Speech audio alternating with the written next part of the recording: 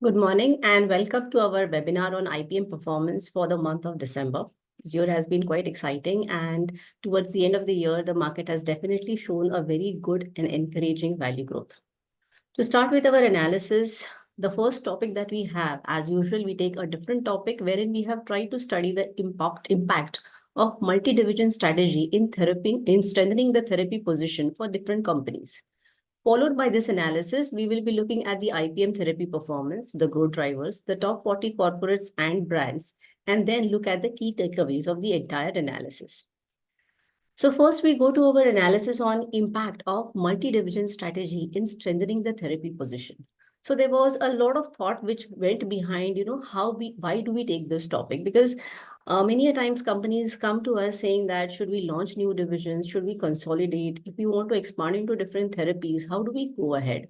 So we try to do some analysis of the top 40 players and try to look at how these players have behaved and what is the result that these players have got. So what we have done is, we have first looked at what are the objectives that the pharma companies have when they have multiple divisions.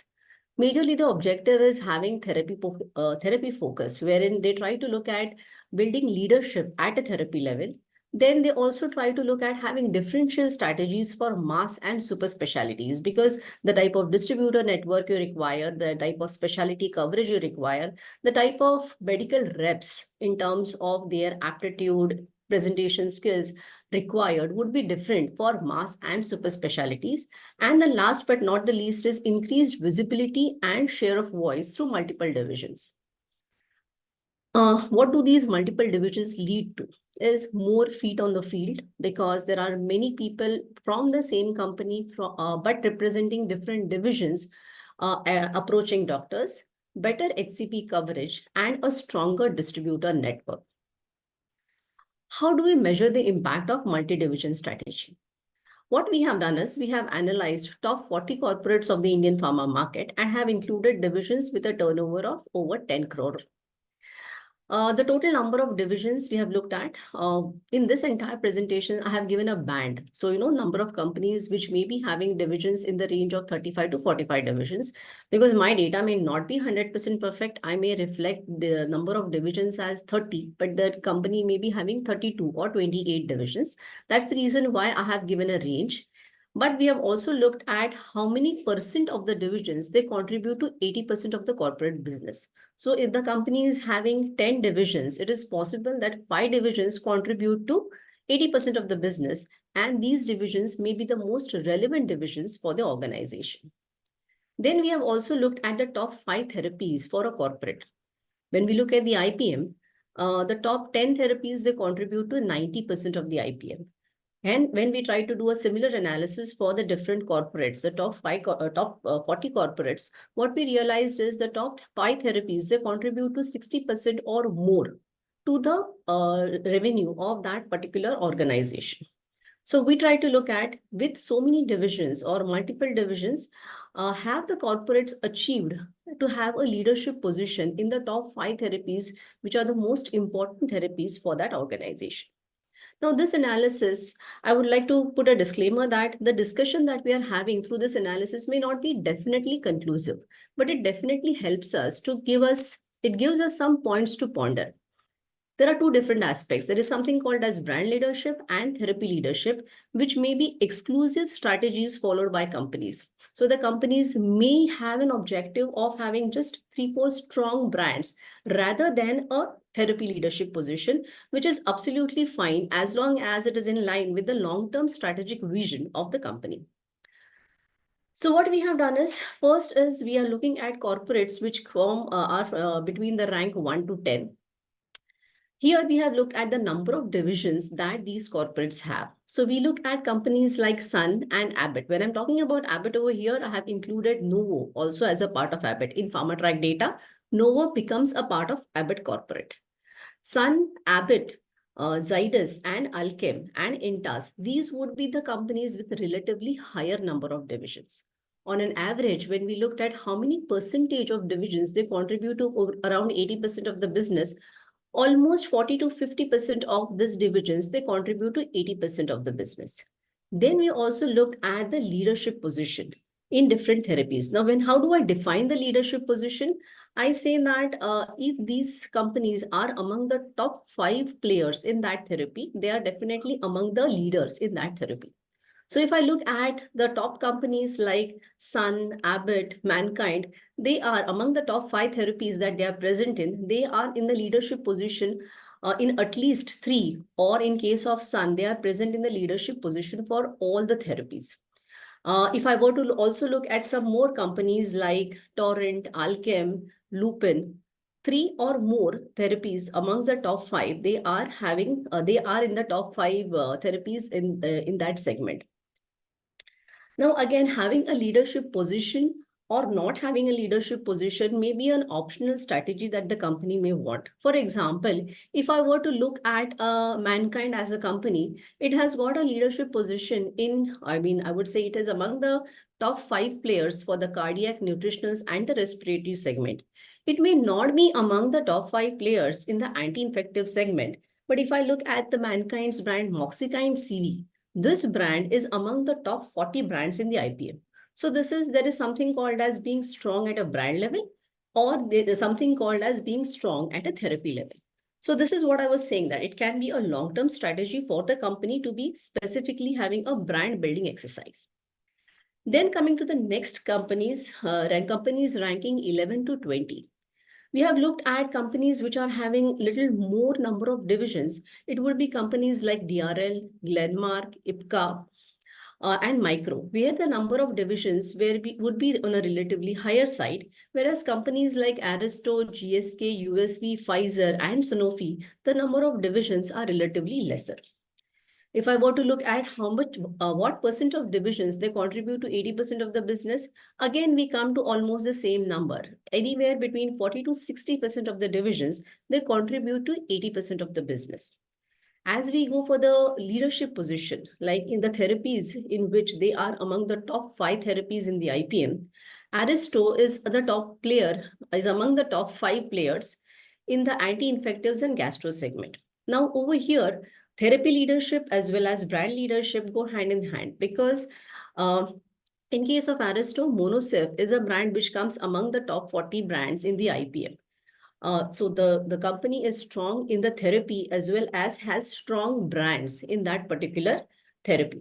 If I were to look at a player like GSK, while GSK has got therapy leadership or being a strong player in derma, pain, hormones, and vaccine segment, it is not necessarily among the top 5 players in the anti-infective segment.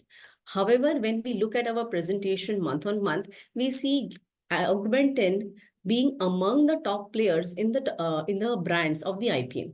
So essentially, it's a brand leadership, not necessarily a therapy leadership. Similarly, if I were to look at a company like Glenmark, not necessarily among the top 5 players in the cardiac segment, but Telma brand from Glenmark is among the top 40 brands in the IPM.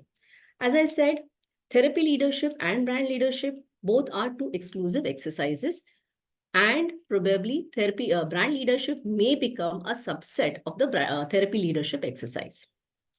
Then coming to the next companies rank 21 to 30. As we go down the ranks, the turnover of the company also becomes smaller. The number of divisions also gradually declined.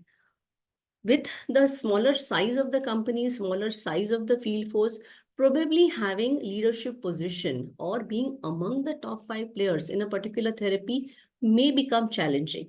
However, we also see examples where there are some companies like Himalaya, Ajanta, Indoco, Hetero. They have managed to be among the top 5 players in one or more therapies.